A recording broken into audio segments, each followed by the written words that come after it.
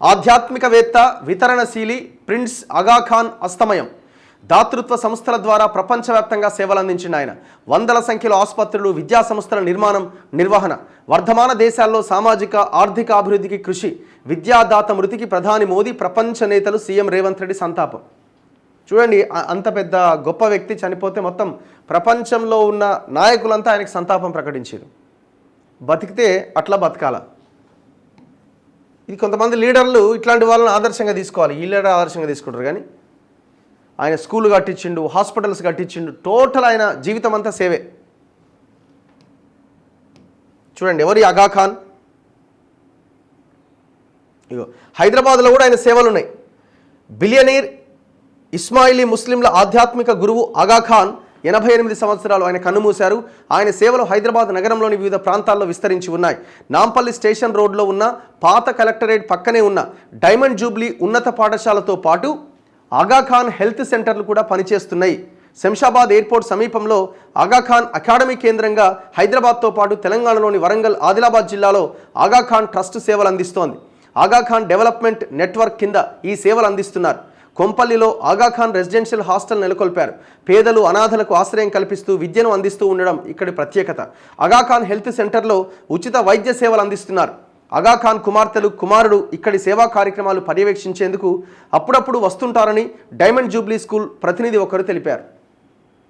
So మన హైదరాబాద్లో కూడా ఆయన సేవలు అందిస్తూ ఉన్నారు.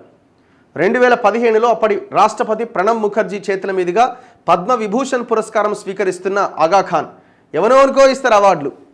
హంతకులకి ఎవరెవరికో ఇస్తుంటారు, వాళ్ళకి నచ్చిన వాళ్ళకి. ఇట్లాంటి వాళ్ళకి ఇవ్వాల్సిన అవసరం ఉన్నది.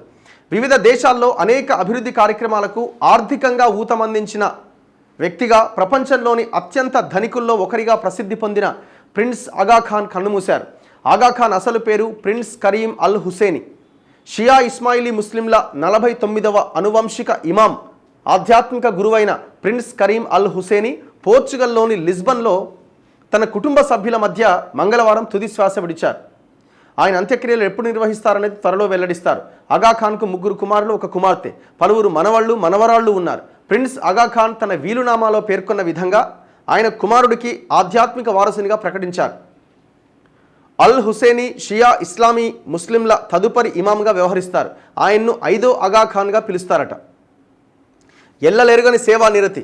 4వ ఆగాఖాన్గా ప్రసిద్ధుడైన ప్రిన్స్ కరీం అల్ హుసేని తన తాత అయిన 3వ ఆగాఖాన్ మరణానంతరం 20 ఏళ్ల వయసులోనే ఇస్మాయిలీల ఇమాంగా బాధ్యతలు చేపట్టారు. ప్రపంచవ్యాప్తంగా నిరుపేదల అభ్యున్నతికి పలు దాతృత్వ సంస్థల ద్వారా విస్తృత సేవా కార్యక్రమాలు నిర్వహించిన ఆగాఖాన్ ఇస్లాంకు దయ, సహనం, మానవ గౌరవాలే ప్రాతిపదిక అని చాటారు.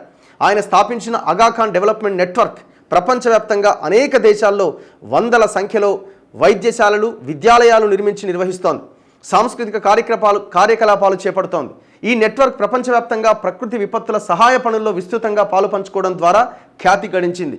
ఏటా లక్షల డాలర్ల ఖర్చుతో పేద ప్రజలకు వివిధ సేవలు అందిస్తోంది. కొన్ని లాక్స్ ఆఫ్ డాలర్స్ అట.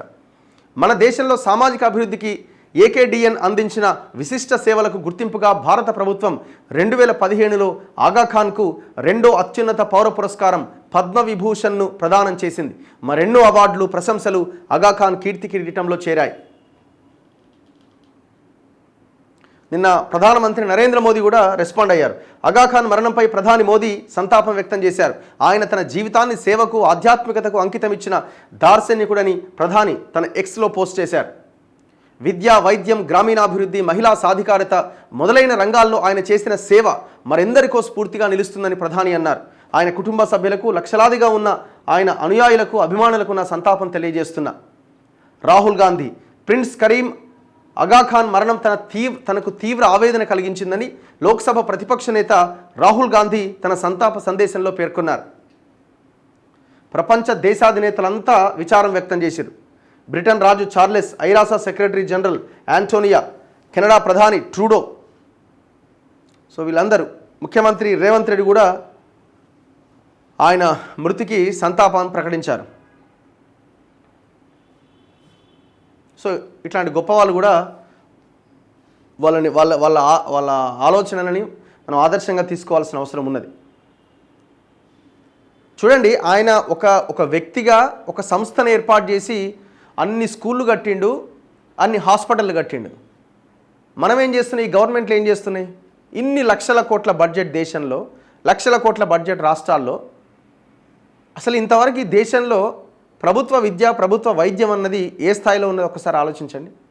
ఒక వ్యక్తిగా ఒక సంస్థ ద్వారా అన్ని హాస్పిటల్స్ జరిగినాయి, కట్టిండు, సేవలు అందిస్తున్నాడు.